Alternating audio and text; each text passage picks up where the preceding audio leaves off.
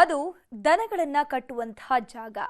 ಧಾನ್ಯ ಸಂಗ್ರಹಿಸಿರುವಂತಹ ಸ್ಥಳದಲ್ಲಿ ವಸತಿ ಶಾಲೆ ನಡೀತಾ ಇತ್ತು. ವಸತಿ ಶಾಲೆಗಾಗಿ 3 ವರ್ಷಗಳ ಹಿಂದೆಯೇ ಕೆಕೆಆರ್ಡಿಬಿಯಿಂದ ನೂತನ ಕಟ್ಟಡ ನಿರ್ಮಿಸಿದ್ರೂ ಸ್ಥಳಾಂತರಗೊಂಡಿರಲಿಲ್ಲ.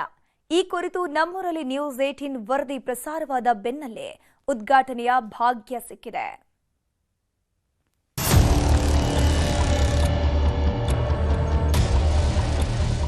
ಹೆತ್ತವರು ತಮ್ಮ ಮಕ್ಕಳು ಚೆನ್ನಾಗಿ ಓದ್ಲಿ ಅಂತ ಹಗಲು ರಾತ್ರಿ ದುಡಿತಾರೆ. ಅಲ್ಲದೆ ಮನೆಯಲ್ಲಿ ಶಿಸ್ತಿರಲ್ಲ.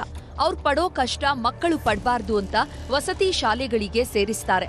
ಆದ್ರೆ ಕೆಲ ವಸತಿ ಶಾಲೆಗಳ ದುಸ್ಥಿತಿ ನೋಡಿದ್ರೆ ಅಧೋಗತಿಗೆ ತಲುಪಿರ್ತವೆ.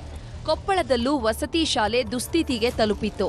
ಆದ್ರೆ ನಿಮ್ಮ ನ್ಯೂಸ್ 18 ಅಖಾಡಕ್ಕಿಳಿದು ಶಾಲೆಯ ಸಮಸ್ಯೆಗಳನ್ನ ಬಿಚ್ಚಿಡ್ತಿದ್ದಂತೆ ವಸತಿ ಶಾಲೆಗೆ ಉದ್ಘಾಟನೆಯ ಭಾಗ್ಯ ಸಿಕ್ಕಿದೆ.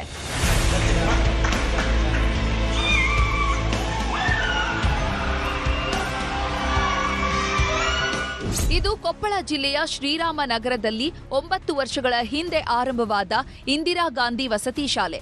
ವಸತಿ ಶಾಲೆಗೆ ಕೆಕೆಆರ್ಡಿಬಿಯಿಂದ 11 ಕೋಟಿ ರೂಪಾಯಲ್ಲಿ ಕಟ್ಟಡ ನಿರ್ಮಾಣವಾಗಿ 3 ವರ್ಷವಾಗಿತ್ತು. ಆದ್ರೆ ಅಲ್ಲಿ ಶೌಚಾಲಯವಿಲ್ಲ ಅನ್ನುವಂಥ ಕಾರಣಕ್ಕೆ ಉದ್ಘಾಟನೆ ಮಾಡಿರಲಿಲ್ಲ. ಕಟ್ಟಡ ಇಲ್ಲದೆ ಇರೋದ್ರಿಂದ ಧಾನ್ಯ ಸಂಗ್ರಹಿಸುವ ಗೋದಾಮಿನಲ್ಲಿ ಪಾಠ ಪ್ರವಚನ ಮಾಡಲಾಗ್ತಾ ಇತ್ತು. ಈ ಬಗ್ಗೆ ನಮ್ಮೂರಲ್ಲಿ ನ್ಯೂಸ್ 18 ಎಂಬ ವಿಶೇಷ ಕಾರ್ಯಕ್ರಮದ ಮೂಲಕ ನ್ಯೂಸ್ 18ನಲ್ಲಿ ವರದಿ ಮಾಡಿತ್ತು. ಅದರ ಬೆನ್ನಲ್ಲೇ ಅಲರ್ಟ್ ಆಗಿದ್ದ ಕನಕಗಿರಿ ಶಾಸಕ ಶಿವರಾಜ್ ತಂಗಡಗಿ ಬೇಗನೆ ನೂತನ ಕಟ್ಟಡಕ್ಕೆ ಸ್ಥಳಾಂತರಿಸುವ ಭರವಸೆ ನೀಡಿದ್ರು.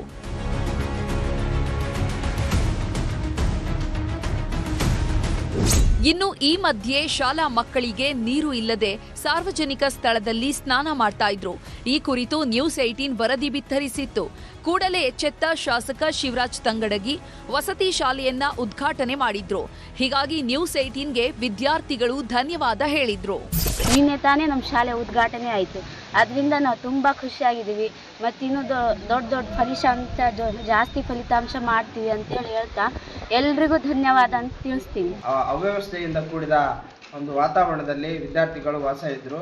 ಆ ಸಂದರ್ಭದಲ್ಲಿ SFI ಮತ್ತು ನ್ಯೂಸ್ 18 ತಂಡ ಶಾಲೆಗೆ ಭೇಟಿ ನೀಡಿ ಅಲ್ಲಿರ್ತಕ್ಕಂಥ ಸಮಸ್ಯೆಗಳ ಬಗ್ಗೆ ಧ್ವನಿ ಎತ್ತಿ ನ್ಯೂಸ್ 18 ಕೂಡ ಪದೇ ಪದೇ ಸುದ್ದಿಗಳನ್ನು ಬಿತ್ತರಿಸಿ ಇವತ್ತು ನಿನ್ನೆ ತಾನೇ ಹೊಸ ಕಟ್ಟಡ ಉದ್ಘಾಟನೆ ಆಗಿದೆ. ಇದಕ್ಕೆ ಸ್ಪಂದಿಸಿದ ಎಲ್ಲ ಮಾಧ್ಯಮ ಮಿತ್ರರಿಗೂ ಮತ್ತು ಅಧಿಕಾರಿ ವರ್ಗಕ್ಕೂ SFI ಧನ್ಯವಾದಗಳನ್ನು ವಿದ್ಯಾರ್ಥಿಗಳ ಪರವಾಗಿ ತಿಳಿಸುತ್ತಾ, ಒಟ್ನಲ್ಲಿ 240 ವಿದ್ಯಾರ್ಥಿಗಳಿರುವ ವಸತಿ ಶಾಲೆಯ ನೂತನ ಕಟ್ಟಡ ಉದ್ಘಾಟನೆಯ ನಂತರ ವಿದ್ಯಾರ್ಥಿಗಳು ಕಟ್ಟಡದಲ್ಲಿ ಕುಣಿದು ಕುಪ್ಪಳಿಸಿದ್ರು. ಶರಣಪ್ಪ ಬಾಚಲಾಪುರ, ನ್ಯೂಸ್ 18 ಕೊಪ್ಪಳ.